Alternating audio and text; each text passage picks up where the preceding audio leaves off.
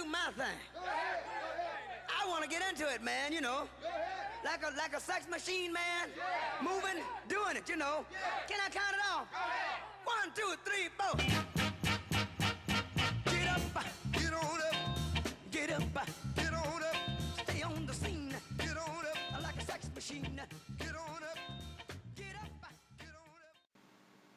Hey, welcome to Sex and Football. I'm Jess, and guys, get ready to sit your lady down and fill her in a little bit on this awesome game. It's definitely even more awesome when you can connect over it. And girls, if you are the football guru in your relationship, let's set your man straight. Get ready to get him on track. I'm going to give you the words, or I'm at least going to suggest a way to cover specific topics within 5 minutes, once a week. So, sex and football. I hope it's only 5 minutes. I'm trying to cut it down. Anyways, so this week's topic is going to be getting to know your team. And it's going to be 2 parts, this week and then next week. And I'm going to give you 2 reasons that I think it's relevant. One being, if you know some, and especially all of these things that I'm going to tell you should know about your team, then you're going to be able to be relevant in any conversation having to do with football. And more importantly, perhaps, number 2, when you know these things, you're going to be able to listen to other conversations, and you're going to be able to pay attention to the media and whether or not people explain things to you. Just having the base knowledge of these things is going to allow you to learn more.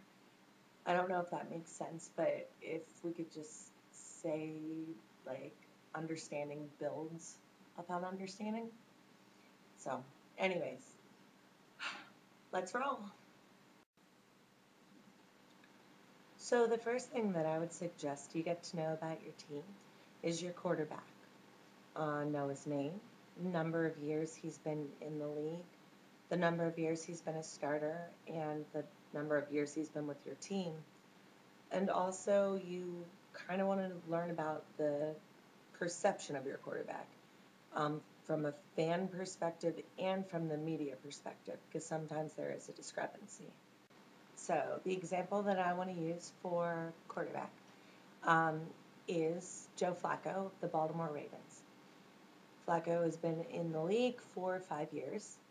He's actually been a starter for 5 years, meaning that he was starting as a rookie, which is more common nowadays. 5 years ago, it wasn't as common. And he's been with the Ravens for all 5 years.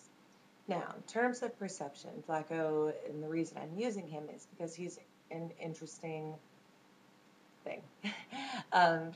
So the media tend to be pretty balanced on Flacco, at least the local media.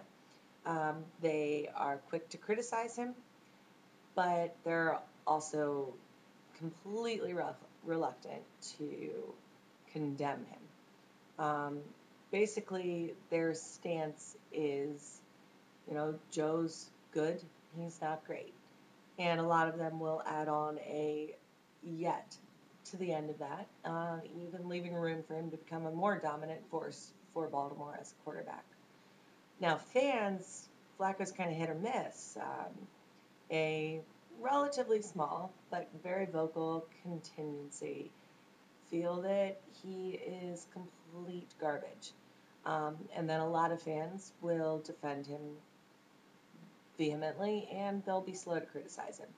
So there really is a difference between the media perspective and the fan perspective. Partly being from fan is, fanatic, so they are going to be crazy on both ends. But anyways, next, head coach. Get to know your head coach. Know his name. Know the number of years he's been in the league, the number of years that he's been with your team, and also know any other teams he's been the head coach of. Definitely understand also his track record, especially with your own team. So, example, San Diego Chargers head coach Norv Turner. He's been in the league for well over 25 years. Um, he was the head coach for the Washington Redskins and the Oakland Raiders, and he's been with San Diego since 2007. Now, after he failed, well, his team failed to reach the playoffs for the second straight year, a lot of people thought his head was on the chopping block, if that's a saying. And ESPN, even when it was reported that Norv Turner would be returning as head coach, ESPN actually reported that it was an unpopular decision, meaning that fans were pissed.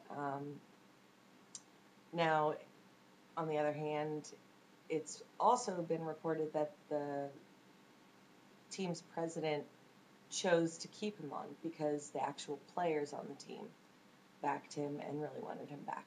So, please feel free to email me. I'd love to hear from you with any questions, comments, suggestions for topics, and also check out the blog.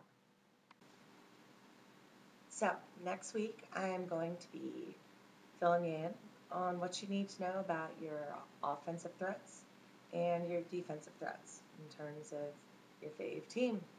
But this week, study up, guys, girls. Tell your guys, tell your girls. Just learn about your quarterback and your head coach. It'll pay off. It'll really help you get into the game. And it's so worth it. So, anyways, thanks for watching. I'll look forward to seeing you again next week. Or I'll look forward to you seeing me again next week. And, take care.